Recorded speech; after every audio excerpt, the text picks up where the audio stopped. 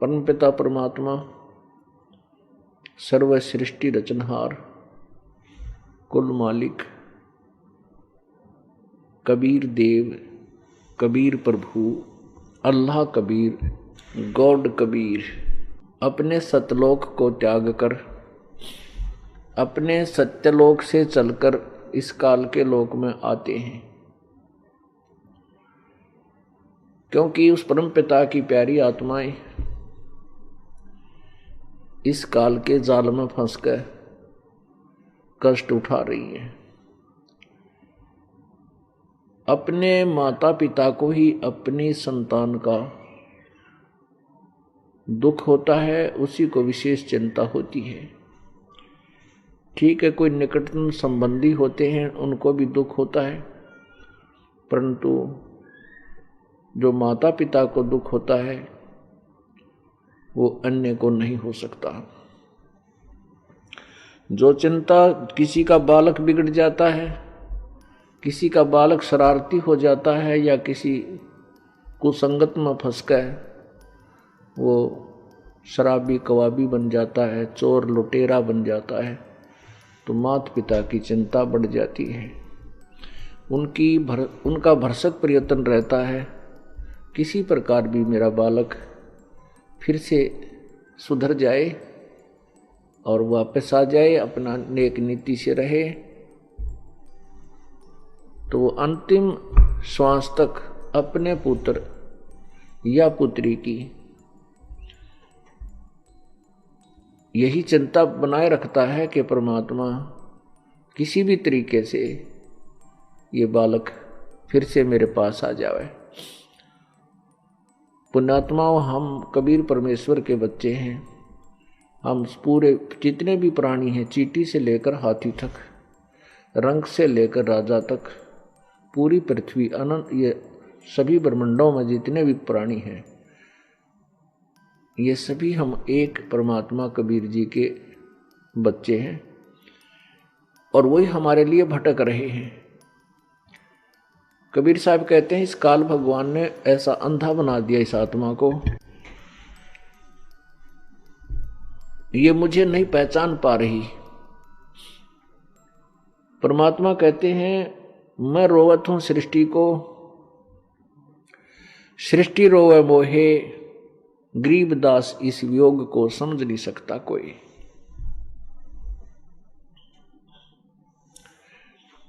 परमात्मा कहते हैं कि गोता मारूं स्वर्ग में और जा बैठूं पाताल, कह कबीर मैं ढूंढता फिरूं अपने हीरे मोती लाल। प्यारी आत्माओं, परमेश्वर कबीर जी हमसे भी दुखी हैं। क्यों दुखी हैं? क्योंकि उसके बच्चे इस काल के जाल में फंस गए। कोई गधा बना है, कोई गधी बनी है, किसी को कैंसर हुआ है, किसी की टांग कटी है, किसी को किसी प्रकार की पीड़ा है। एक पल भी ये जीव सुख से सांस नहीं ले रहा। और परमात्मा कहते हैं,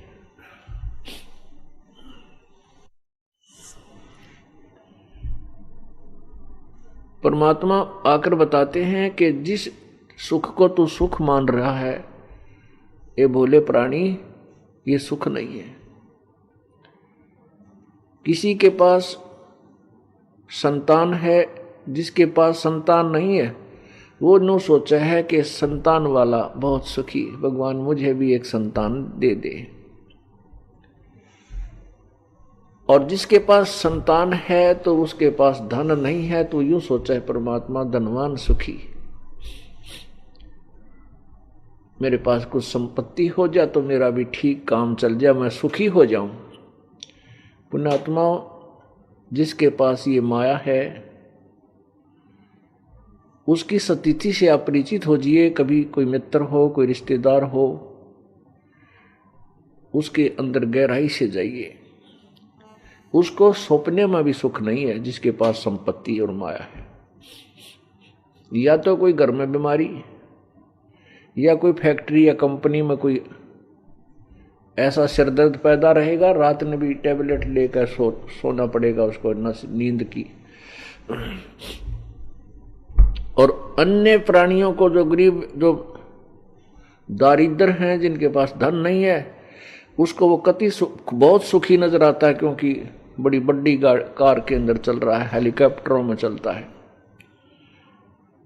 अब सेठ ये सोचता है कि राजा लोग सुखी होंगे, क्योंकि जो अच्छे सेठ हैं, बड़ी फैक्ट्रियों के मालिक हैं, फिर वो राजनीति में हिस्सा लेते हैं इसी दृष्टिकोण से कि ये राजनेता और ये मंत्री, मुख्यमंत्री, प्रधानमंत्री बड़े सुखी होंगे, ये सुख है, ये सुखी है। यदि उसको उस संपत्ति और धन में सुख होता तो आगे कदम उठाने की जरूरत नहीं थी उसको। और मंत्री और मुख्यमंत्री, प्रधानमंत्री, ये महादुखी होते हैं, इनको सुख नाम की चीज नहीं है। परमात्मा यही बताना चाहते हैं। अब जैसे एक परिवार का छोटा सा मुखिया, छोटे से परिवार का मुखिया यानी पिता, 5-7 या जितने भी 4 सदस्य घर के होते हैं, उन्हीं की व्यवस्था करने में वो कितना परेशान रहता है। किसी का कोई बीमार हो गया, किसी की शादी आएगी, किसी का छूत-छत, किसी का दूसर है, को मकान बनाना है, किसी का देना है, किसी का लेना है।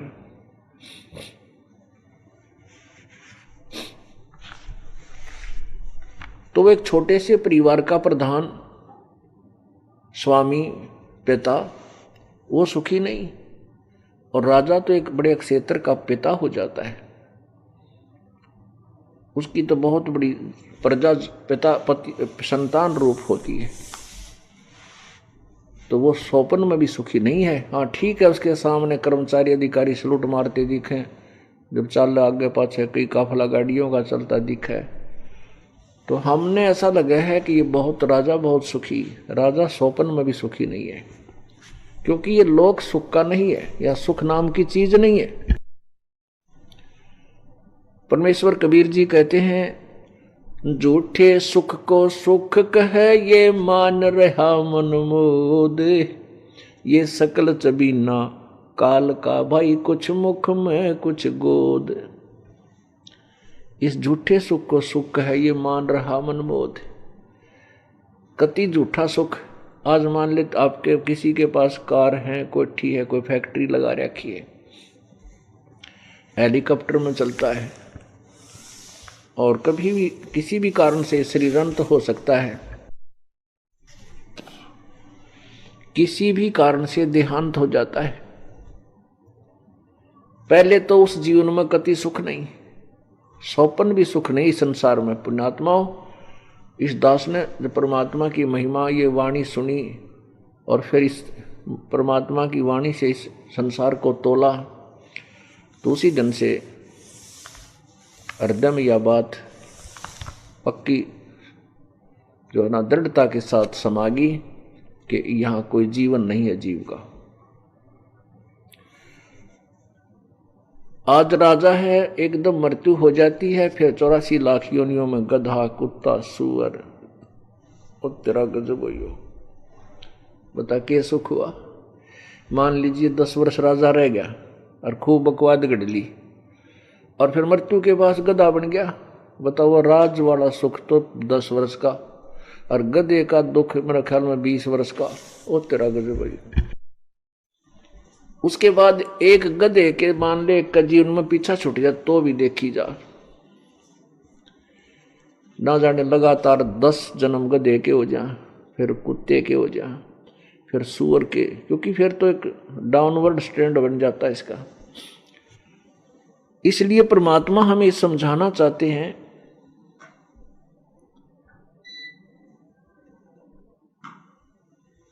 कि यहां कोई भी सुखी नहीं है।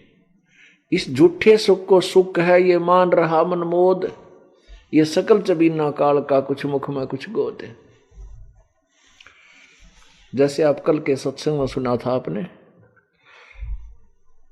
परमात्मा कहते हैं कि ये काल जो है 1,00,000 मानव शरीरधारी प्राणियों को नित्य खाता है और 1,25,00,000 जीव मनुष्य उत्पन्न करता है।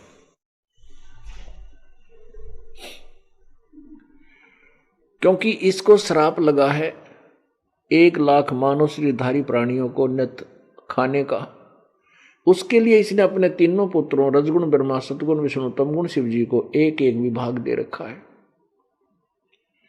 ब्रह्मा जी शरीर जीवों के शरीर पर उत्पन्न करने की प्रेरणा करता है, अर्थात उसके अंदर रजोगुण है।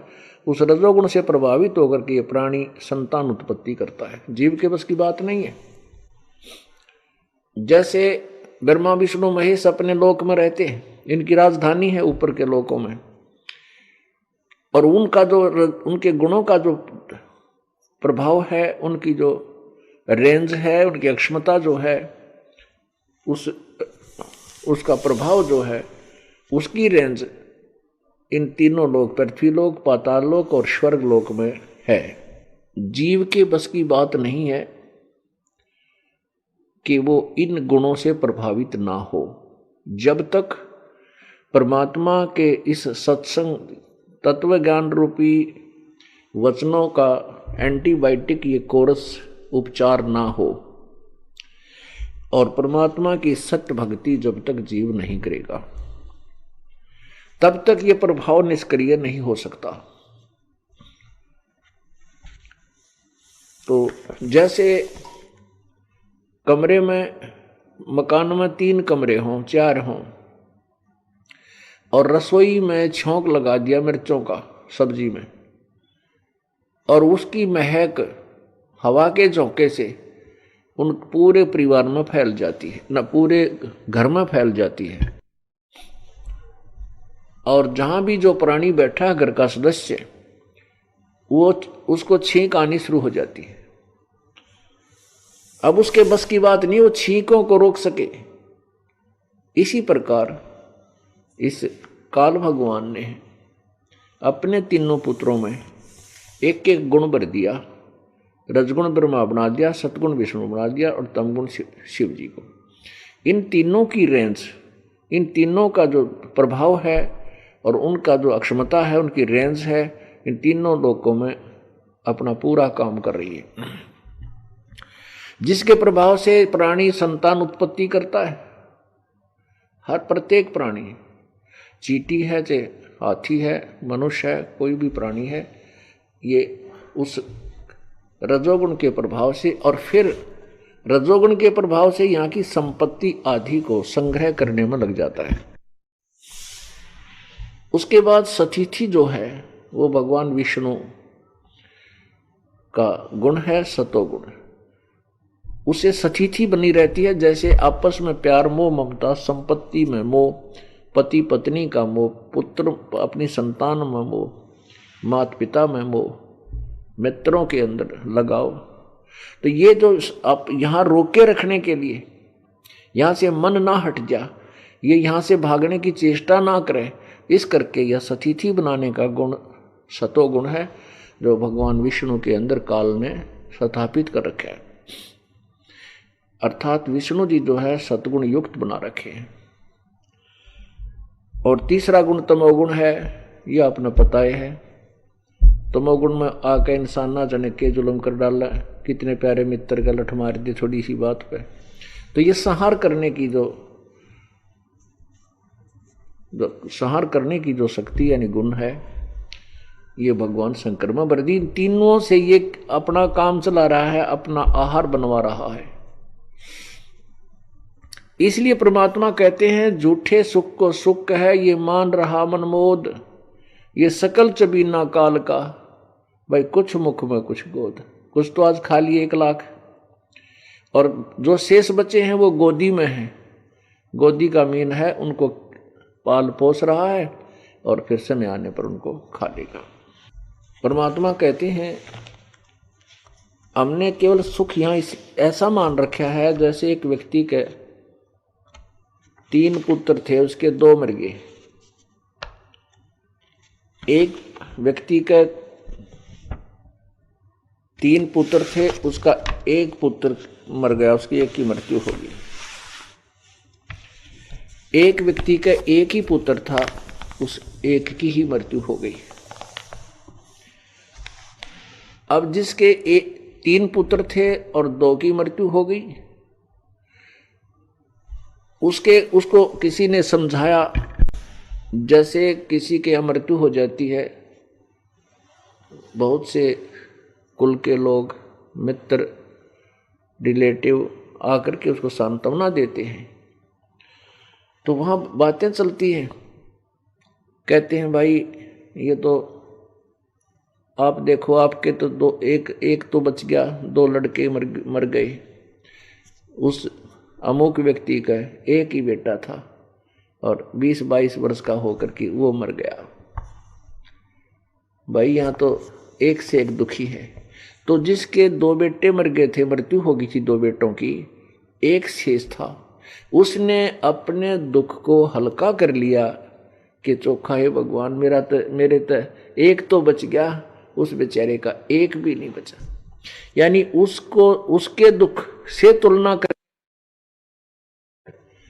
नहीं, बेटा यानी अपना जो साथ पुत्र, बेटी है या बेटा, पति है या पत्नी, जिसके साथ हम रहते हैं, तो बहुत गणाव है, टक्कर मार कर रोना पड़ता है। तो वो सुख मान लिया उस दुख को ही। पुण्यात्माओं, परमात्मा हमें जो बताना चाहता है, परमात्मा जहां हमारी बुद्धि को उठा करके सेट करना चाहता है, वहां करें पार पड़ेगी। ये बातें बड़ा काम नहीं चला, क्योंकि आप पहले जो प्रथम बार भक्त आते हैं, किसी का कोई रोग है, किसी का कोई संतान है, किसी के कोई धनवान नहीं है, निर्धन है, वो चाहता है मैं सुखी हो जाऊं, मेरा ऐसे हो जाए, मैं जो है अपना गुजारा कर सकूं। पुण्यात्माओं, परमात्मा सबसे पहले तो आपको जो आपके ऊपर आपत्ति है उसका निवारण करेगा। वो अपने कोटे से करेगा प्रथम, क्योंकि आपका सुख नहीं है, आपके भाग्य में नहीं है, आपके प्रारब्ध में वो सुख नहीं है, जिसकी वो वस्तु नहीं है जिसकी आपको अभाव है। तो पहले तो भगवान आपको वो वस्तु देगा, जैसे धन नहीं है तो आपको इसी बरकत करनी शुरू कर देगा, जो सच्चित मंत्र लग गया आपकी आत्मा खुश हो जाएगी और ऐसे सुख देगा कि आप सोच नहीं सकते। आप जो है ना गदगद हो जाओगे, ओहो ऐसा हो गया। तो फिर आपकी आस्था बनेगी, आपकी उमंग बनेगी, अब सत्संग में चलेंगे, आप 100 काम छोड़कर भी यहाँ आओगे। क्यों आओगे? क्योंकि आप वहाँ घर पर सारा दिन चीचड़ बने रहा करते, धंधा भी करते रहते हैं और लूट खसोट भी कर लेते, मन में खोट भी रखते थे, तो भी बरकत ना हुई। और अब परमात्मा के चरणों में आने से, क्योंकि यहाँ आने से फिर आपके पुण्य प्रारंभ हो जाते हैं। सत्संग में आने से, संत के दर्शन करने से, जहां से आप चले हो यहां तक आने का परमात्मा ने कहा एक कदम का फल कितना है, एक यज्ञ के तुल्य है। राजा लोग यज्ञ करा करते थे, करोड़ों रुपए लाखों रुपए खर्च हो जाते थे एक यज्ञ में, एक समय के अनुष्ठान में। और परमात्मा ने कितनी आसान यज्ञ बता दी कि संत मिलन को चालिए तज माया अभिमान, और जो जो कदम आगे रखे सो यज्ञ समान। देखो, केवल यहां आने मात्र से लाभ नहीं है, यहां केवल आने मात्र से लाभ नहीं है, इसमें और भी एक वचन कहा प्रभु ने, संत मिलन को चालिए तज माया अभिमान। और फिर जो यहां आएगा, माया को, अपने किसी भी प्रकार का जो आपके अंदर घमंड है, अभिमान है, उसको त्याग दे और फिर यहां आओ एक बालक बनकर। जैसे विद्यालय में बच्चा जाता है, चाहे प्रधानमंत्री का हो, वहां वो स्टूडेंट ही होता है और वो अपने आप को विद्यार्थी ही मानता है, तभी वो पढ़ सकता है। यदि वहां प्रधानमंत्री का बेटा मान का है और वहां उन पर डांट मारे, टीचरों ने भी धमकावे, तो वो पढ़ नहीं सकता, वो फेल होगा और उसकी दुर्गति हो जाएगी। ऐसे ही आप जी जैसे डॉक्टर, किसी को भयंकर रोग हो गया और चाहे वो कितना बड़ा सेठ है, कितना बड़ा अधिकारी है, उसको डॉक्टर कह देते हैं, जैसे पहले वो प्राइवेट अपने पर्सनल डॉक्टरों से ट्रीटमेंट कराता है, वो फिर रेफर कर देते हैं कि आप वहाँ जाइए, वहाँ टेस्ट कराइए, हमारे पास इंस्ट्रूमेंट नहीं है। उसका अर्थ वो समझ जाता है कि तेरी बात बिगड़ ली, और वो डॉक्टर लोग भी कह देते हैं कि वहाँ जाइए, क्योंकि वो भी डॉक्टर MBBS हैं, अच्छे हैं, जो पहले सब ट्रीटमेंट उसका कर रहे थे और उसको लाभ हो रहा था। अब वो मना कर रहे हैं तो वो भी समझ जाता है कि बात बिगड़ चुकी है। फिर वो उस बड़े हॉस्पिटल में जाता है, वहाँ डॉक्टर लोगों की नज़र जो है ना, हर क्रिया पर उसकी नज़र रहती है।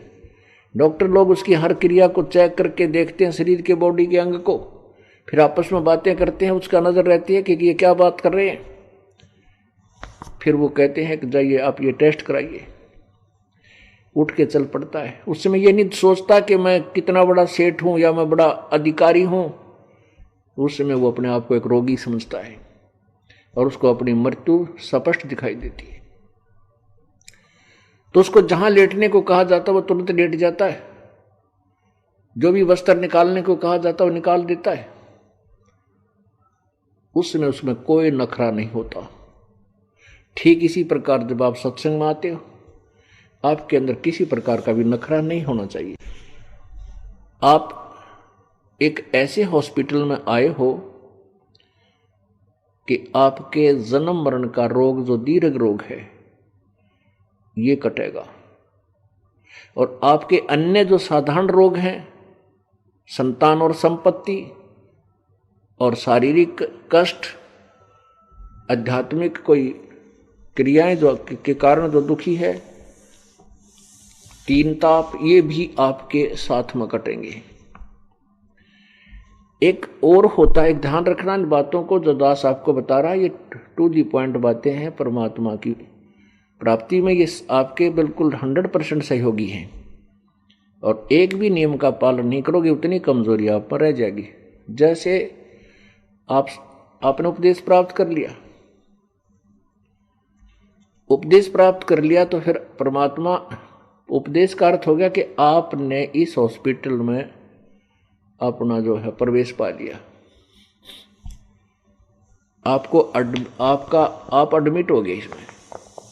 अब डॉक्टर ने देखना आपके रोग को किस प्रकार से सेट करना है। यदि ऑपरेशन करना पड़ेगा तो ऑपरेशन करेगा, यदि वैसे कोई इंजेक्शन या टेबलेट से काम चलेगा तो उसका ट्रीटमेंट ऐसे करेगा। यदि आपने रोग कटवाना है, यदि उस मरीज ने यानी बीमार ने, पेशेंट ने अपना रोग कटवाना है, तो डॉक्टर के ट्रीटमेंट में उसको कोई ऑब्जेक्शन नहीं होना चाहिए। ऑपरेशन के लिए कह रहा है, ऑपरेशन के लिए कोई ऑब्जेक्शन नहीं होना चाहिए, क्योंकि वो उसका और विकल्प नहीं रहा, तब ऑपरेशन के लिए बोलता है। तो रोग कटवाना है तो फिर ऑपरेशन भी करवाना ही पड़ेगा। इसी प्रकार पुण्यात्मा व परमात्मा के इस हॉस्पिटल में आगे, अब जो भी परमात्मा जैसा भी ट्रीटमेंट आपको दे, आपको किसी प्रकार की भी कोई पीड़ा महसूस होती है, आपको नो ऑब्जेक्शन होना चाहिए। अब जैसे आप सत्संग में आए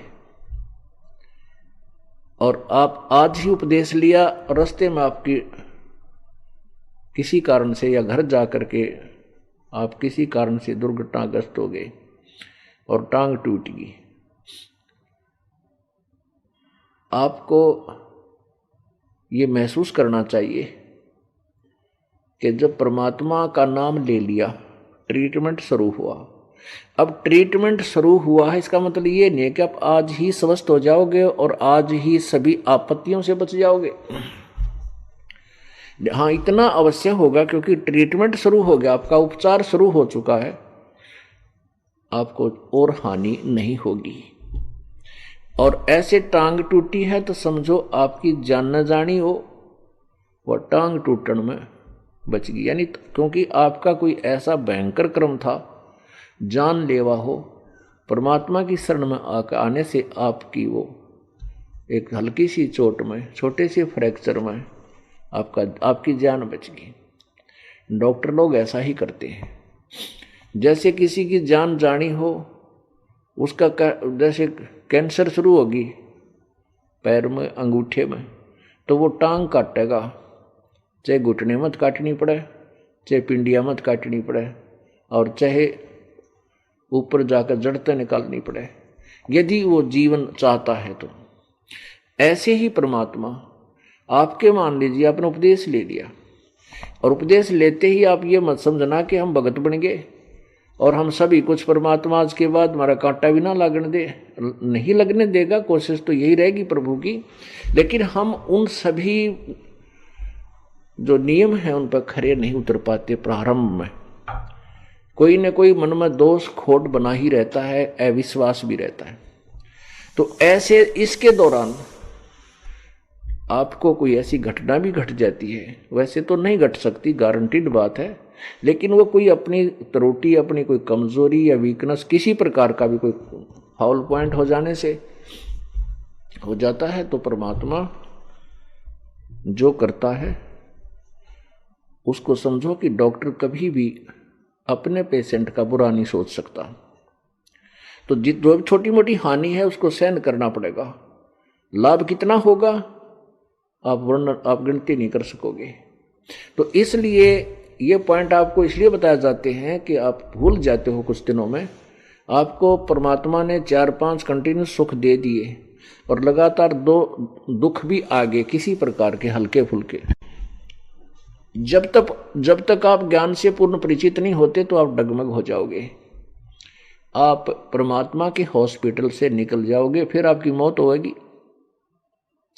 जब ट्रीटमेंट चल रहा है और उसमें भी कुछ थोड़ी बहुत गड़बड़ हो रही है तो फिर, और ट्रीटमेंट बंद कर दिया तो फिर तो मौत है।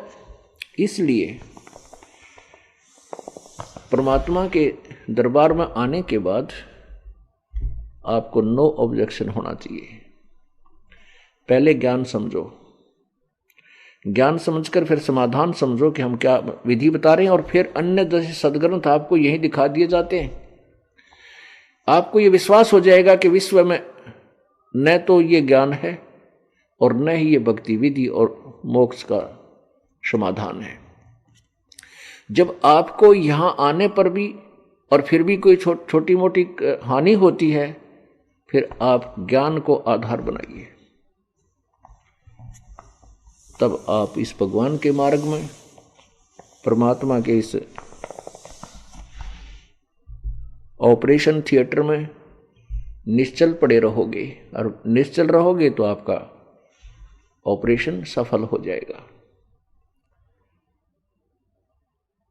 अब प्रसंग चल रहा है कि परमात्मा आपको सतलोक ले जाना चाहता है। और सत्यलोक में क्या सुख है पुण्यात्मा? जैसे हम किसी गांव में रहे हैं और हम किसी दूसरे शहर में जाना चाहते हैं, वहाँ का व्यक्ति हमें बताता है कि वहाँ ऐसी सुविधाएं हैं, वहाँ ऐसा व्यापार है, ऐसी वहाँ पर कमाई है, तो हम चाहते हैं कि हम भी चले वहाँ पर। हम वहाँ की जो व्यवस्था है, वहाँ का जो हमारे को होने वाला लाभ है, उससे पूर्ण परिचित हो जाएंगे। तब हम अपने नगर को त्याग कर, वहाँ की संपत्ति को बेचकर उस दूसरे शहर में जाएंगे जहाँ हमें बहुत ज़्यादा बेनिफिट लाभ होना हो। इसी प्रकार जब हम सतलोक के सुख के विषय में परिचित होंगे, तब ही हम इस काल के लोक को छोड़ेंगे।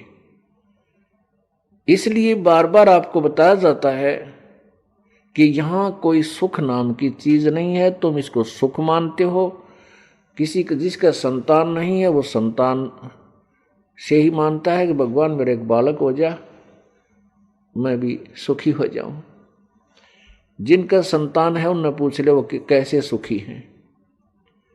यहाँ आपको कम से कम 200 केस, 200 नहीं बल्कि 1000 ऐसे केस दिखा दूं जो कहें बेटा पीटे बने, बुढ़िया कहे वो तेरा गजब हुई है, माँ का बेटा हाथ उठा दे, उसको तो एक राक्षस पैदा हो गया उसके। तो ऐसे बहुत घने दुखी हैं इस प्रकार से। लेकिन हम पूर्ण परमात्मा के सत्यलोक के सुख से अपरिचित हैं। अब पुण्यात्माओं,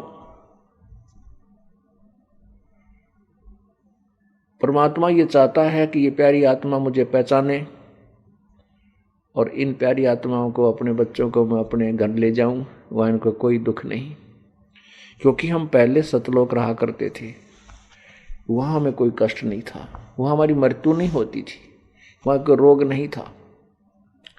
अब यहां पर चाहे को 90 वर्ष की आयु का बूढ़ा हो गया, बुढ़िया, कति मरना नहीं चाहते, कोई मृत्यु नहीं मांगता, कति नहीं चाहता। चाहे कति कितना बीमार हो जा, कितना दुखी हो ले, फिर भी जीवन मांगता है, जीवन चाहता है। वो ऊपरले मन तो लोग दिखावा चाहे वैसे कह दे भगवान मन ठा ले, पर जब मृत्यु होने योग्य जब रोग आवे है, जब गिग्गी बन जाती है। ऐसा क्यों है? क्योंकि हम ऐसे लोक में रहा करते थे जहां मरते नहीं थे, हमारी मृत्यु नहीं होती थी। इसलिए भी ये मृत्यु हमने ऑकवर्ड सी लगे है, बहुत बूंढिया तो, और इसमें कोई शक नहीं। आज हम संपत्ति है, संतान है, और दिन रात उसी के जोड़न तोड़न में लग रहे हैं, हर कल मृत्यु हो जाए तो अपना है क्या? तो कोई भी यहाँ मृत्यु नहीं चाहता, मरना पक्का, मरना पड़ेगा, 2 दिन आगे पाछे मृत्यु होगी, ये तो यूनिवर्सल ट्रूथ है। लेकिन क्यों नहीं मरना चाहते? क्योंकि हम ऐसे लोक में से आए हैं कि हमने अमरते नहीं थे, ये भी मृत्यु हमने बढ़िया कोई ना लगती। कितनी उम्र का आदमी हो जाए, ने सोचा, और जैसे 90 वर्ष का हो गया तो इन्होंने सोचा है, ये विचार करता है कि 100 वर्ष तक तो जीवन बना ही रहता है। अब कोई 100 वर्ष भी पूरे कर चुका है तो इन्होंने सुना है कि पहले तो 150 वर्ष जी जाया करते थे, जीवित रहते थे, और तेरा गजब। और चाहे ऊपरले मन से नो कहे जाए भगवान मन ठा ले। एक बुढ़िया बीमार होगी और वो प्रतिदिन नो करे, भगवान की तुम्हारे गया मन ठावा भी कोई ना, ये मेरे नाम का तो भगवान और आओगा, मन न ठाओगा, मेरी मृत्यु होगी। एक पोता था शरारती सा, वो अपने दूसरे भाई ने कहने लगा, आज दादी की परीक्षा लेते हैं। अब क्यों करें, अब मैं बताऊंगा। रात के समय अपना काला ऊपर काला हाथ मुंह कर लिया और 9 बांध लिए सींग से, लकड़ी के को सींग ठा लिया कि तो बाहर तेने कमा, और ऊपर का नो डाठा मार लिया, हाथ में एक लंबा चमटा लठ ले लिया। नो बड़ा बुढ़िया बोले, त्यार आज तेरी मौत आ गई है। बुढ़िया नो कहे, ए मन बख्श दे, तन मैं पाई ठाण दे, और देख ले को अगर मौत है, वो तेरा गजब हुई है। तब वो छोरा ने मुंह खोल दिया और दूसरा भाई बुला लिया, देख दादी ड्रामा कर रही थी। फिर वो लगी लड़ने, ढेड़ तने फूक दूं, मैं तुम्हें कह रही थी मैं डरू मरण तय, पहले तुरंत गेर बदल गई बुढ़िया। तो पुण्यात्माओं, यहां कोई मरना नहीं चाहता और मरना पक्का होगा। तो ऐसा क्यों है? क्योंकि हम ऐसे लोग से आए हैं जहां हमारी मृत्यु नहीं हुआ करती, वहां हमारा अजर अमर शरीर होगा, अजर, जिसमें बुढ़ापा नहीं आता।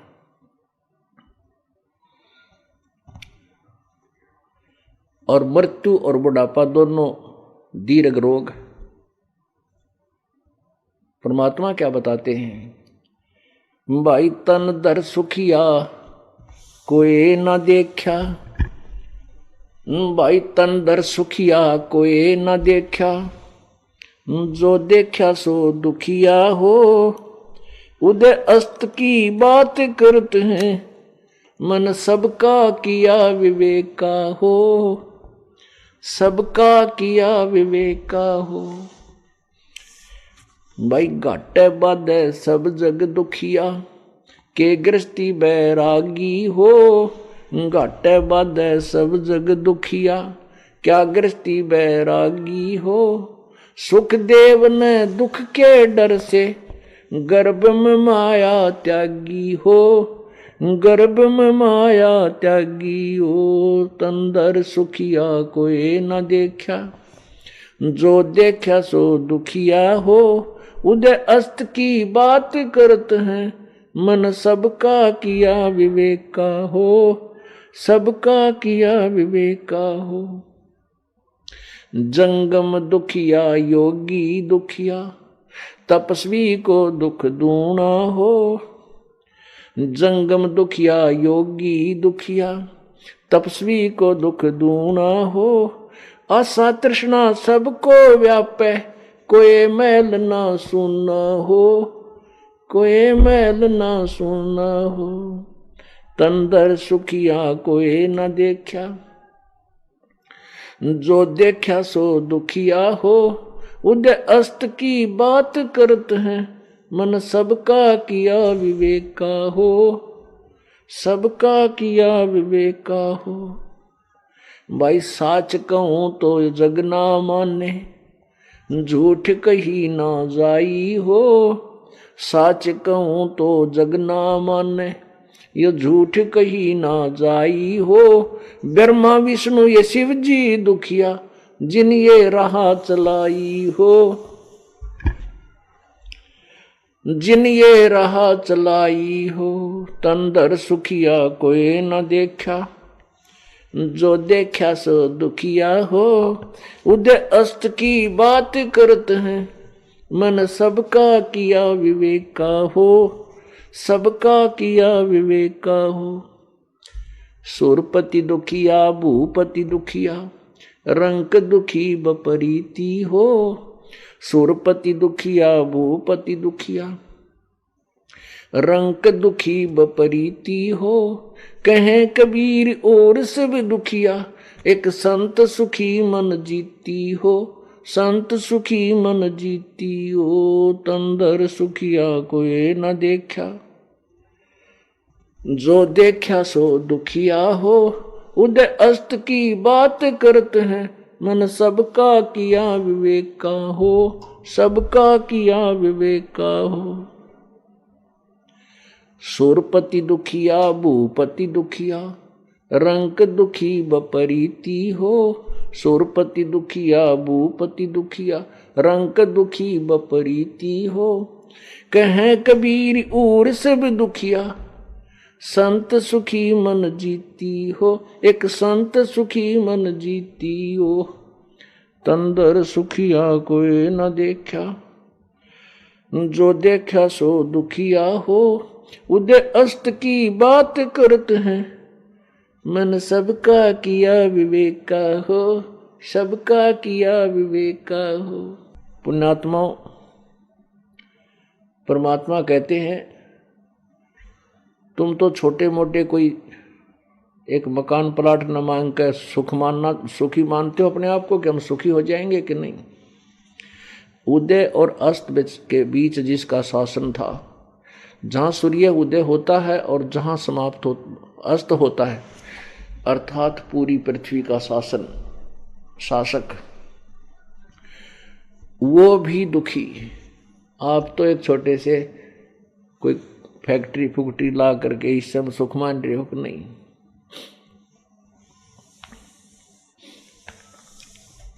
एक दिन एक पेपर में, अखबार समाचार पत्र में एक न्यूज थी, समाचार था कि एक बहुत बड़ा सेठ था इसी हिंदुस्तान का, और फिर वो एक अच्छा राजनेता भी था। अपने ही हेलीकॉप्टर में चला जा रहा था, उसके साथ 5-7 और उसके सहयोगी कर्मचारी और उसके साथी थे। वो उस हेलीकॉप्टर एक्सीडेंट हो गया, क्रश हो गया, और उसी में वो 8 के 8 मर गए। उस गांव में अब वो भूत बने हुए हैं। वो राजनेता जो बड़ा सेठ था, फिर राजनेता भी बन गया, वो भूत बने हुए हैं। और वहीं पर उनका एक इतना, वो गांव वालों के बहुत परेशान करने लगे। फिर ये भूत बात का डनिए बुलाए, उन्होंने बताया कि ये, वो फिर अंदर बढ़ कर बोला दूसरे में, मैं फलाना नेता हूँ, मैं वैसे था, वहाँ से यहाँ एक्सीडेंट में हम मरे थे, हम 8 जने हैं। एक का आठों प्रवेश कर जाए। कहते हैं उनका फिर वहाँ एक स्थान बना रखा है, 8 के 8 इतनी वो बनाकर इनके महल 5-5 ईंट ला के वो बनाए हुए हैं, वो दिखा रखे थे पेपर में और पूरा विवरण दिया हुआ था।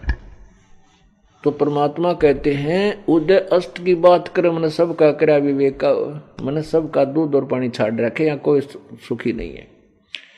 फिर कहते हैं घाटे बाद सब जग दुखिया, घना धन हो जाए तो दुखी। जैसे आपका 2 लाख का बेनिफिट हो गया, लाभ हो गया, धन आ गया, आप 5 लाख का कर्जा, 5 लाख का और पंगा पा लोगे कितने कितने, वो 3 लाख आपके ऊपर कर्जा हो गया। अब वो कर्जे वाला मांगना और आप घर के बच्चन कहोगे कह जाड़े कोई ना हमारा पापा, बताइए सुख होया। तो रात की नींद दिन की चैन कति खत्म हो जाती है। और फिर वो काम चल लेना, फिर पाछा पाछा मांगने वाले, आगा आगा देने वाला है, पता नहीं कहाँ तक बात पहुंच जाए। पुण्यात्मा आपके काम भी जो आवश्यक होंगे, जो क्योंकि यदि आप चाहते हो मोक्ष तो इसमें प्रवेश पाइयो परमात्मा वाले कबीर साहब वाले इस हॉस्पिटल में, अर्थात इस विद्यालय में अगर आप शिक्षा ग्रहण कर, मतलब किसी तरह से अपने एग्जाम्पल को समझ लीजिए, उदाहरण, तो आपको उतना ही, जैसे एक बीमार है और उसको शुगर की बीमारी है और वो मांगता है कि मैं लड्डू खाऊंगा, बर्फी खाऊंगा, तो डॉक्टर अलाउड नहीं कर सकता। इतना मरना है और हॉस्पिटल छोड़ कर जाना है तो चाहे आग खा, कुछ भी कर मरे। तो इसी प्रकार जो यदि आपने ये रोग कटवाना है जन्म और मरण का, तो आप तो कुछ भी मांग सकते हो क्योंकि मरीज हो, लेकिन आपको जो वो हानि कर सकेगी वो वस्तु मालिक नहीं देगा। आपने यदि मोक्ष प्राप्ति के लिए यहाँ आना है, पहले तो ज्ञान समझो, ज्ञान समझकर फिर इसमें प्रवेश पाओ। और फिर यदि आपकी जो आवश्यक वस्तु है, नहीं तो डॉक्टर के आपको खिला कर राजी कोई ना, वो भी तुमने सोचे ताकतवर हो, ये भी खावे या अच्छी तरह खावे है, लेकिन जो आपको हानि होगी वो वस्तु डॉक्टर अलाउड नहीं करेगा। तो परमात्मा आपको वो वस्तु देगा जो आपके हित में होगी, अहित में होगी, आप कितनी डिमांड करिए मालिक नहीं देगा। और इस ज्ञान जो समझ गया, जो समझदार है उसको पता है तेरा शुगर है तो आप पे को नहीं मांगे, वो चीनी नहीं ग्रहण करेगा ना औरों को बना करेगा, अभी मेरी फीकी चाय बनाना। और बालक कर सके है मैंने दे लड्डू खाऊंगा, बर्फी खाऊंगा, नहीं, उसको माता पिता नहीं दे ना, भाई मर जाएगा तू, पहले मुश्किल से जान बची हुई है। तो पुण्यात्मा ऐसे परमात्मा आपको वह वस्तु देगा जो आपके हित में होगी, अहित वाली को नहीं देगा।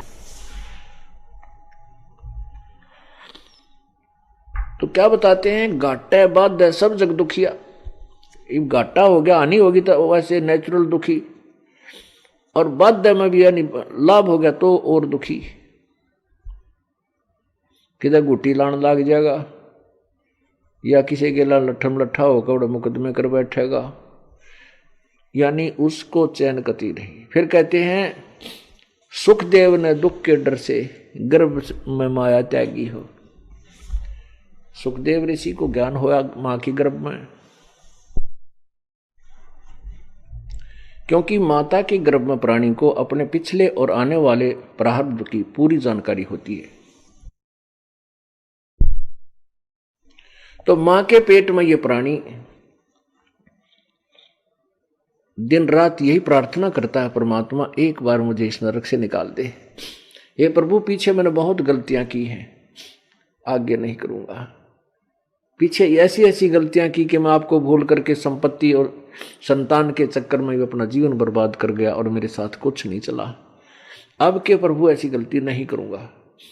अब जो ही वो मां के गर्भ से बाहर आता है, तीनों भगवान रजगुण ब्रह्मा सतगुण विष्णु तमगुण शिव जी की जो त्रिगुणमयी माया है, इनका तीनों का जो जाल है एकदम बुद्धि भ्रष्ट कर देता है, इसको अचेत कर देता है। इसको फिर नए सिरे से पढ़ाया जाता है, ये तेरा पिता है, ये तेरा पापा या तेरी माँ भाई बहन, और फिर कह गए ये सारे ABC को नए सिरे से पढ़ाई जाती है। और फिर ये आध्यात्मिक ज्ञान भी उसको नए सिरे से याद दिलाया जाता है। तो ऐसे ही सुखदेव को माँ के गर्भ में ये याद था, इसलिए 12 वर्ष तक माँ के पेट से बाहर नहीं आया। फिर ब्रह्मा विष्णु महेश से कहा कि तुम बाहर आओ भाई सुखदेव। ऐसे 12-12 वर्ष तक यदि माताएं बच्चों को गर्भ में रखेंगी तो हमारी व्यवस्था खराब हो जाएगी, ये मां दुखी हो जाएंगे, तू बाहर आ जा। सुखदेव ने यही प्रार्थना की थी कि हे प्रभु, बाहर आते ही आप बुद्धि भ्रष्ट कर देते हो। आप अपनी इस त्रिगुणमयी माया को 1 मिनट रोक लो, जब तक मैं बाहर आऊं तो मैं बाहर आऊंगा, नहीं मैं नहीं आऊंगा। तब उन्होंने थोड़ी सी देर के लिए, जैसे भैंस के सींग पे या गाय के सींग ऐसे होते हैं अमूमन, तो उसके ऊपर राई रख दे, अर्थात सरसों का दाने के टाइप होती है राई का बीज, तो वहां रखते ही नीचे आए, यानी इतनी देर, सेकंड का भी कुछ हिस्सा। उन्होंने कहा कि हम इतनी देर तो रोक सकते हैं, इससे ज्यादा हम इसको नहीं रोक सकते। सुखदेव ने कहा कि तुम इतनी देर ही रोक दो। उसी समय वो बाहर आया, उसको चेतना बनी रही और भक्ति में लग गया। तो कहते हैं सुखदेव ने दुख के डर से गर्भ में माया त्यागी हो। फिर बताते हैं जंगम दुखिया योगी दुखिया तपस्वी को दुख दूना हो। आशा तृष्णा सबको व्यापे कोई मैल ना सुना हो। ये जंगम शेख सेवड़े योगी, अब जैसे योग साधना करते हैं योगी, वैसे तो योग का अर्थ होता है परमात्मा प्राप्ति का प्रयत्न, उसको योग कहो भक्ति कहो।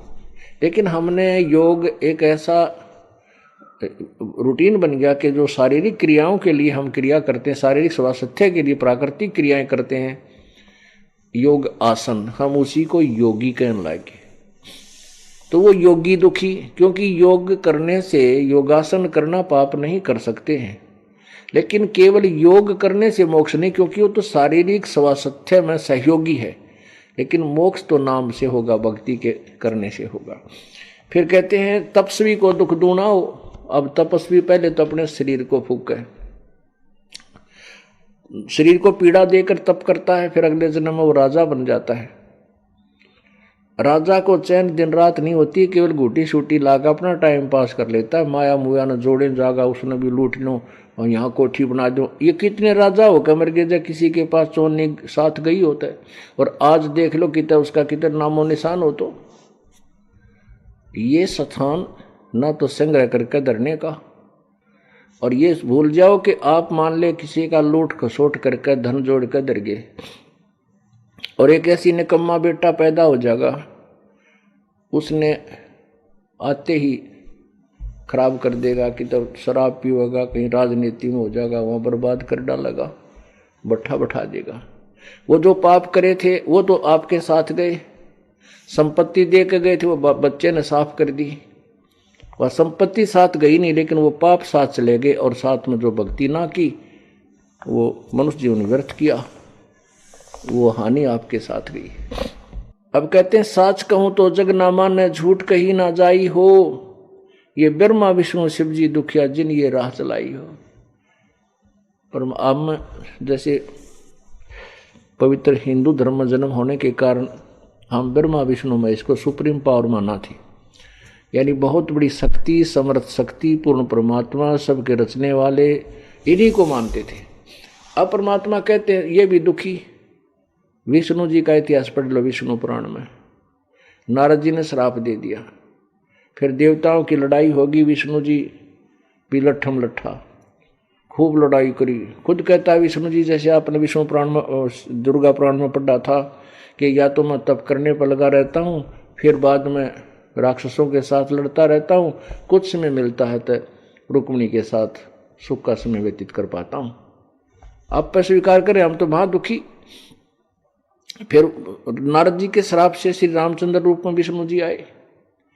एक दिन भी जब सुख का गया हो तो उसका बचपन में वनवास हुआ, पिताजी का स्वर्गवास हुआ, उसके बाद सीता का अपहरण हुआ, रावण के साथ युद्ध हुआ, सीता जी को वापस ले आए, आते सीता जी गर्तें काट दी।